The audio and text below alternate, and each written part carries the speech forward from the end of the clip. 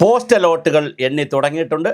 Postal വോട്ടുകളുടെ ആദ്യ trend കാണിക്കുന്നത് UDF അനുകൂലമായിട്ടുള്ള ട്രെൻഡാണ് കാണിക്കുന്നത്. പക്ഷേ പോസ്റ്റൽ വോട്ട് എന്ന് പറഞ്ഞാൽ എല്ലാം കൂടി ഒരു 50,000 വോട്ട് വരുമ്പോൾ 140 മണ്ഡലങ്ങളിലേക്ക് അത് വീതിച്ച് നൽകാൻ കുറച്ച് വോട്ടേ വരത്തുള്ളൂ. പക്ഷേ കുറച്ച് വോട്ടാണെങ്കിലും കഴിഞ്ഞ കാലങ്ങളിലൊക്കെ ഈ പോസ്റ്റൽ വോട്ട് എണ്ണുന്നതിൻ്റെ ട്രെൻഡ് കാണിക്കുന്നതിനനുസരിച്ച് മറ്റ് പാർട്ടികളുടെ ട്രെൻഡ് കാണിക്കാനുള്ള എല്ലാ സാധ്യതയുമുണ്ട്.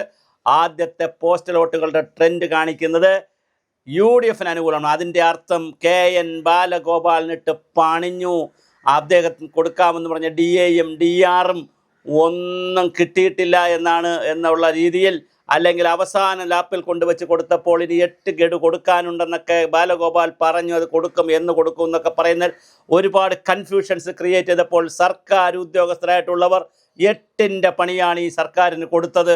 അവർ നന്നായി UDF വോട്ട് ചെയ്തിരിക്കുന്നു, കുറച്ച് പേർ BJPക്ക് വോട്ട് ചെയ്ത് കാണും. അതുകൊണ്ടാണല്ലോ പോസ്റ്റൽ വോട്ടിൽ ഇപ്പോൾ ഇതാ UDF കേരളത്തിൽ മുന്നിൽ നിൽക്കുന്നു. വളരെ വലിയ റിസൾട്ടാണ് വന്നുകൊണ്ടിരിക്കുന്നത്. ഈ റിസൾട്ട് ട്രെൻഡായാൽ 5 മണി വരെയുള്ള ട്രെൻഡ് കാണിച്ചാൽ 5 മണിക്ക് ഇലക്ഷൻ കമ്മീഷൻ പ്രഖ്യാപിക്കുമ്പോൾ UDF ആയിരിക്കും അധികാരത്തിൽ വരുന്നത്.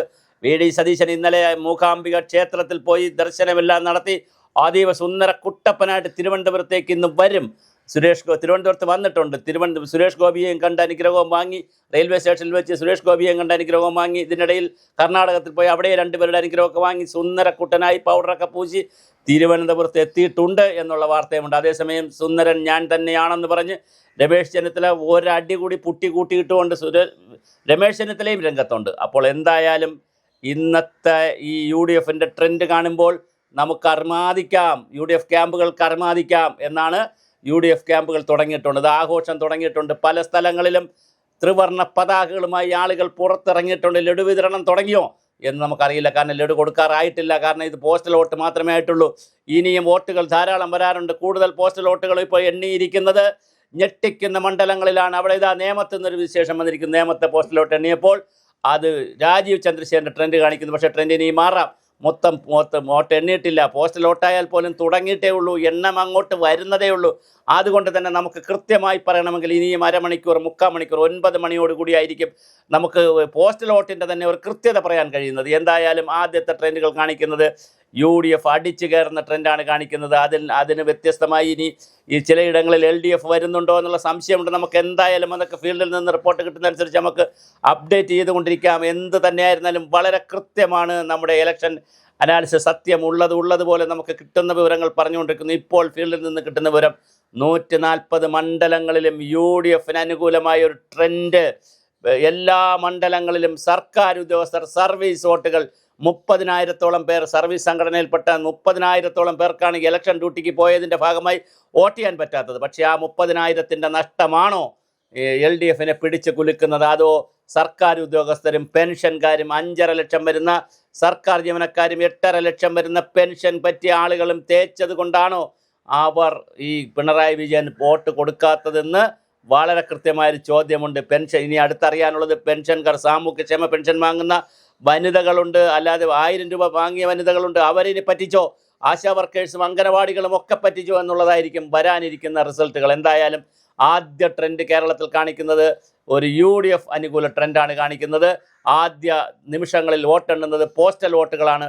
പോസ്റ്റൽ വോട്ടുകൾ എണ്ണിയപ്പോൾ ഇതാ ഓരോ മണ്ഡലത്തിൽ നിന്നുള്ള പോസ്റ്റൽ വോട്ടുകളുടെ എണ്ണം വന്നുകൊണ്ടിരിക്കുമ്പോൾ വളരെ കൃത്യമായി UDFന് അനുകൂലമായ ഒരു ട്രെൻഡാണ് കാണിക്കുന്നത്. പക്ഷേ ഇതൊരു ട്രെൻഡെന്നൊന്നും പറയാൻ പറ്റത്തില്ല. കാരണം പല വർഷങ്ങളിലും പോസ്റ്റൽ വോട്ടുകൾ ഇങ്ങനെ മാറിയും മറിഞ്ഞും വന്നിട്ടുണ്ട്. ഈ പോസ്റ്റൽ വോട്ടുകൾ തന്നെ കുറച്ച് കഴിയുമ്പോൾ മാറാം. അങ്ങനെ മാറി വന്നു കഴിഞ്ഞാൽ നമുക്ക് കൃത്യം പറയാൻ കഴിയത്തില്ല. അതെല്ലാം കണക്കെടുക്കുന്നത് പിന്നെയാണ്. അതുകൊണ്ട് പോസ്റ്റൽ വോട്ട് വെച്ചുകൊണ്ട് നമുക്കൊരു നിഗമനത്തിലെത്താൻ ഒരിക്കലും കഴിഞ്ഞിട്ടില്ല. പക്ഷേ ആദ്യ ഫലസൂചനകൾ ചിലപ്പോൾ ഇങ്ങനെ കയറി വന്നാൽ അതിൽ അത്ഭുതമില്ല. ആദ്യം മുതൽ തുടക്കം മുതൽ തന്നെ UDF ഇടിച്ചു കയറി വരുമോ, അതോ ഇഞ്ചോടിഞ്ച് UDFും BJPയും LDF ഇഞ്ചോടിഞ്ച് വരുമോ? ചില മണ്ഡലങ്ങളിലെങ്കിലും UDF LDF BJP ത്രികോണ മത്സരം നടക്കുന്ന, ശക്തമായ ത്രികോണ മത്സരം നടക്കുന്ന സ്ഥലങ്ങളിൽ ഇഞ്ചോടിഞ്ച് പോരാട്ടം വരുമോ, റിസൾട്ട് വരുമോ? ഓരോ പഞ്ചായത്തുകളും ഓരോ ബൂത്തുകളും എണ്ണുമ്പോൾ കൃത്യം വോട്ട് മറിഞ്ഞു വരുമോ?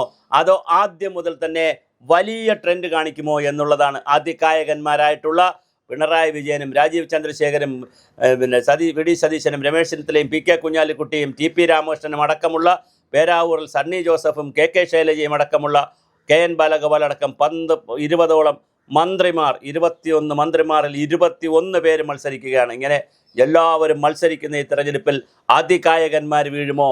എവിടെയാണ് പോസ്റ്റൽ വോട്ട് ഇതിൻ്റെ ട്രെൻഡ് തീരുമാനിക്കുന്നതെന്ന് നമുക്ക് കാത്തിരുന്ന് കാണാം. എന്തായാലും വരുന്ന നിമിഷങ്ങൾ, മണിക്കൂറുകൾ അതീവ ഗൗരവമായും അതിനിർണായകമാണ് കേരളത്തെ സംബന്ധിച്ച്. പക്ഷേ ആദ്യ ഫലസൂചനകൾ, ആദ്യ ട്രെൻഡുകൾ കാണിക്കുന്നത് UDF കേരളത്തിൽ തേരോട്ടം നടത്തുമെന്ന് തന്നെയാണ്.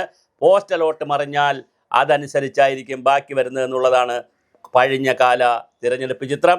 LDFന് കിട്ടേണ്ട പോസ്റ്റൽ വോട്ടുകൾ UDFിലേക്ക് മറിഞ്ഞിരിക്കുന്നു.